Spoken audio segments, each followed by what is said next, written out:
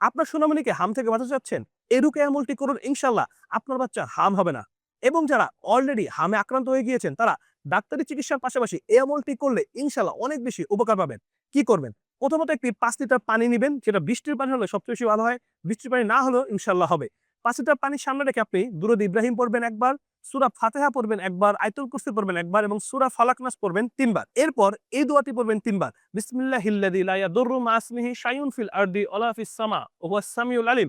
এই দোয়াটি ৩ বার এবং আল্লাহুম্মা ইন্নী আউযু বিকা মিনাল বারাসি ওয়াল জুনুনি ওয়াল জুযামি ওয়া মিন সাইয়্যিল আসকাম। এই দোয়াটিও পড়বেন ৩ বার। দোয়াগুলো অর্থসহ পড়লে বেশি ইফেক্টিভ হবে। এই দোয়াটি পড়ে দুরূদে ইব্রাহিম পড়বেন একবার। এরপর সেই পানিতে ফুঁক দিয়ে দিবেন ইনশাআল্লাহ। এবং এই পানিটি আপনার বাচ্চাকে আপনি প্রতিদিন খাওয়াবেন এবং তার শরীর মুছে দিবেন বা তাকে গোসল করাবেন।